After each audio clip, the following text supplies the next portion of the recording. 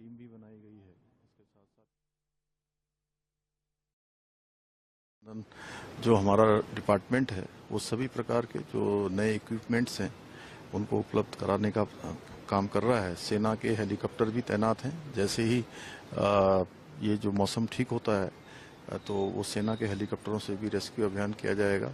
भोजन पैकेट इत्यादि बनाए गए हैं, भोजन सामग्री की कमी न हो। डॉक्टरों की टीम भी बनाई गई है। इसके साथ साथ खाद्य विभाग भी पूरी तरह से एक्टिवेट है। बिजली की जो सप्लाई है कल पूरी तरह से वो लाइनें क्षतिग्रस्त हो गई थी।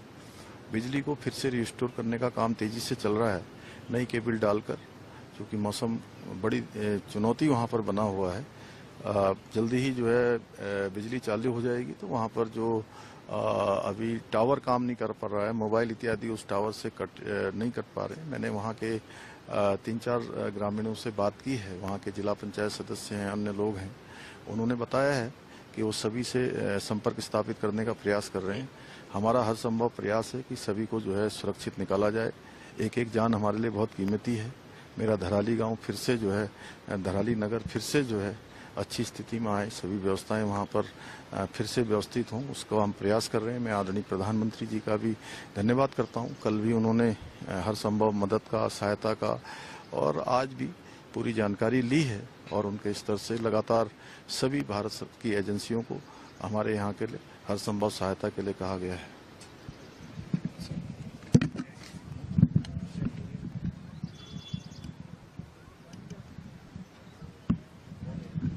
पूरे घटनाक्रम पर नजर उनकी बनी हुई है। जिस तरह से पीएम नरेंद्र मोदी भी सीएम से जानकारी ले रहे हैं, इस तरह की भी बातें पुष्कर सिंह धामी ने कही कि पल पल की तस्वीरें लगातार आपको INS 24/7 के माध्यम से हम आपको दिखा रहे हैं कि किस तरह से यहां पर हालात बने हुए हैं। उत्तरकाशी में प्राकृतिक आपदा के बाद जिस तरह का नजारा दिखा है, रूह कपाने वाली घटना घटित हुई है। यहां धराली गांव में बादल फटा, जिसके बाद भारी तबाही मची है, दर्जनों घर बह गए। स्थानीय प्रशासन लगातार रेस्क्यू ऑपरेशन चला रहा है। एक घटना बड़कोट के पास घटित हुई है, बादल फटा है, जहां पहाड़ी मलबा गांव में घुस गया और देखते ही देखते तबाही का मंजर देखिए तस्वीरों में किस तरह से यहां पर सामने आया है। और सीएम पुष्कर सिंह धामी लगातार मॉनिटरिंग कर रहे हैं। पल पल की तस्वीरें हम आपको दिखा रहे हैं। उत्तरकाशी से गंगोत्री की तरफ जा रही पूरी तरह से सड़क टूट गई। हर्षिल से पहले भटवाड़ी गांव के पास यह हादसा हुआ। रूट पर यातायात पूरी तरह से प्रभावित हुआ है, रुका हुआ है। धराली गांव में जिस तरह से विनाशकारी बाढ़ का कारण बादल फटना था, यह क्या था, फिलहाल पूरे मामले को लेकर तफ्तीश जारी है। ग्लेशियर फटा है या बादल फटा है, यह भी जानकारी फिलहाल पुष्टि में नहीं आई है सामने। लेकिन पहले बादल फटा, इसकी आशंका जताई जा रही थी।